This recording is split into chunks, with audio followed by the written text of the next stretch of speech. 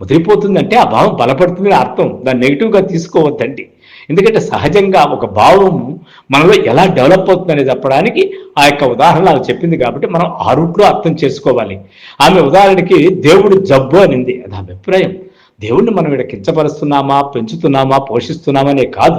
భావాన్ని భావంగా తీసుకోవాలి కాబట్టి దేవుడనే భావాన్ని మొట్టమొదటే మనము ఒక ఎగతాళిగా మాట్లాడకుండా దేవుడనే భావాన్ని ఎలా పుట్టిందో సమాజంలో దాన్ని గౌరవిస్తూ మాట్లాడే ఉద్దేశంతోనే ఆమె చెప్పినటువంటి పదము దేవుడు జబ్బు అనే పదాన్ని నేను పరిహరించి మాట్లాడుతున్నాను. ఎన్నెన్నో ఆలోచనలు, తర్క వితర్కాలు, ఊగిసలాటలు, సంఘర్షణలు, చివరికి శరణాగతి అంటాం. అంటే మనిషి అనేవాడు ఎప్పటికైనా సరే ఎన్నో పోరాటాలు చేస్తాడు, ఎన్నో ఆరాటాలు పడతాడు. మానవ జన్మ గతిలో అతను చేసే ప్రతి ఒక్క విషయంలోనూ ఆ పోరాటంలో నుంచి చివరికి ఏమీ చేయలేకపోతే తనకేమీ దిక్కుతోచుకున్నప్పుడు ఏదో ఒక శక్తి ఉందన్నట్టుగా శరణాగతి అంటాడు. బహుశా అదే దేవుడి అభిప్రాయం కూడా మనకు తెలియకుండానే మనలో ఏర్పడిపోయి ఉంటుందనే సంగతిని మనం గుర్తెరగలేము అంతే. పూర్వం భక్తి స్వర్గము, పాపము పుణ్యము అని చాలా కథల్లో చదువుతాం. కానీ ఇప్పుడు స్వర్గం కావాలని ఎవ్వరూ అనరు, లోపల కూడా అనుకోరు. ఎందుకంటే వ్యర్థ నరకాల మీద విశ్వాసాలు లేక కాదు, వాటి మీద ఎంత నమ్మకం ఉన్నా ఈనాడు దేవుళ్ళను పూజించేది వాటి కోసం కాదు, జీవితాల్లో కావలసిన వాటి కోసమే దేవుళ్ళని ప్రార్థిస్తారు. అంతేగానే దేవుడు ఉన్నాడని, స్వర్గం ఉందని కానీ, నరకం ఉందని కానీ, అక్కడ యముడున్నాడు కానీ, శిక్షిస్తాడని కానీ ఒక భావంగా ఒక మనసులో ఒక విశ్వాసంగా నడుస్తారే కానీ వాస్తవంలోకి వచ్చే కొద్దికి అవన్నీ లేనట్టే నటిస్తాడు మానవుడు. కానీ దండం పెట్టేటప్పుడు, పూజించేటప్పుడు, తన భావాన్ని పెంచి పోషించేటప్పుడు ఉన్నట్టు భావిస్తాడు, నటిస్తాడు. అంత మాత్రం వాటి ప్రకారమే జీవితాన్ని జీవించడు. అది మనం చాలా ముఖ్యంగా గమనించాల్సిన విషయం. ఒక రాజు దేవుళ్ళని ప్రార్థిస్తే తన రాజ్యం విస్తరించాలని, శత్రువుల్ని జయించాలని కోరుకుంటాడు. ఒక వర్తకుడు తన వర్తకం పెరగాలని, లాభాలు పెరగాలని కోరుకుంటాడు. ఈ రోజుల్లో ఒక నిరుద్యోగి ఉద్యోగం కావాలని కోరుతాడు. రాతి ముందో రప్ప ముందో నిలబడి ఒక ఆడపిల్ల తల్లి కూతురికి పెళ్లి సంబంధం కావాలని కోరుతుంది. మగపిల్లాడి తల్లి కొడుక్కి ఎక్కువ కట్నముగా లాంఛనాలు రావాలని కోరుకుంటుంది. అద్దె ఇళ్లలో పాటలు పడేవాళ్ళు ఎప్పటికైనా ఒక సొంత ఇల్లు కట్టుకోవాలని కోరుకుంటారు. ఒక దీర్ఘరోగి రోగం కుదిరితే మొక్కుబళ్ళు చెల్లిస్తారని మొక్కుకుంటాడు. ఒక ఉద్యోగి ప్రమోషన్ రావాలని కోరుకుంటాడు. ఈ రకంగా ధనిక వర్గంలో కానీ, పేద వర్గంలో కానీ ఎవరి అవసరాల కోసం వాళ్ళు కోరుకునేటటువంటి కోరికల్లో దేవుడు ఉంటాడు తప్ప దేవుడు ఉన్నాడో లేడో అనే సంగతి వారికి తెలియదు. అయినా కూడా కోరుకుంటూనే ఉంటారు. ఎందుకంటే ఒక అదృశ్య శక్తిగా దేవుణ్ణి మనం పెట్టేశాం కాబట్టి ఆ కనిపించిన శక్తి మీద మనకు తెలియకునే చిన్నప్పటి నుంచి ఒక నమ్మకం, విశ్వాసం ఏర్పడుతుంది. కాబట్టి వారిని అంటే ఆ దేవుణ్ణి మనం కోరుకునేది కూడా లౌకిక విషయాల కోసమే కానీ అయ్యా నాకు స్వర్గం కావాలి, స్వర్గం కావాలి, స్వర్గం కావాలని యుక్త వయసు నుంచి ఏ యొక్క మనిషి, ఏ యొక్క ఆలోచన జీవి కోరుకోడు.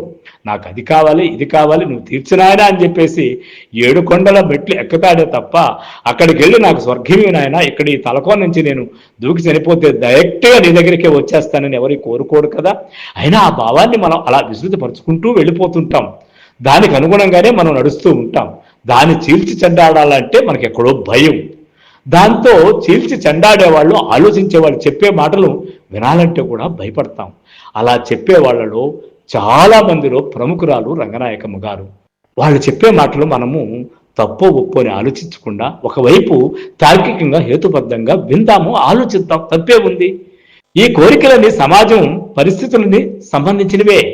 భగవంతుడు లేడు కాబట్టి ఈ ప్రార్థనలు వినేవాళ్ళు, తీర్చేవాళ్ళు ఎవరూ ఉండరు. కానీ ధనిక వర్గం కానీ కోరికల్ని అదే తీర్చుకోగలదు. ప్రజలు లేని భగవంతుళ్ళు వేపు మొహాలు తిప్పి ఉన్నంత కాలము ధనిక వర్గం కోరికలు నెరవేరుతూనే ఉంటాయి. సమస్య అంతా పేదవర్గానిదే.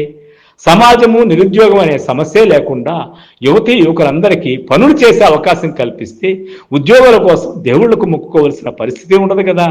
జబ్బులకు తగిన వైద్య సౌకర్యాల్ని, శ్రద్ధగా బాధ్యతగా వైద్యం చేసే ఆసుపత్రుల్ని సమాజం ఏర్పాటు చేసుకుంటే రోగులు దేవుళ్ళని ప్రార్థించుకోవాల్సిన అవసరం ఉంటుందా? సైన్స్ పరిజ్ఞానమే ఉంటే ఇంకా వైద్యం కనిపెట్టిన జబ్బుల్ని కూడా మనుషులు సహనంతో భరించుకోగలుగుతారు. అలాగే ఏ సమస్య అయినా పేద ప్రజలు ఏ అవసరాల కోసమైతే దేవుళ్ళని ప్రార్థిస్తారో ఆ అవసరాలన్నీ వాళ్లే ఎంతో సునాయాసంగా తీర్చుకోగలరు.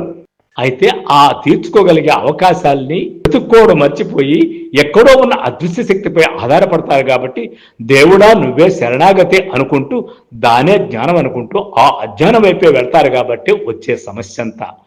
కానీ ఆ జ్ఞానం ప్రజలకు ఏర్పడాలి. అది జరగకుండా ఉండటానికే దోపిడీ ప్రభుత్వము ప్రజలు తమ అవసరాల కోసం దేవుళ్ళనే ప్రార్థించుకునేలాగా ప్రోత్సహిస్తుంది.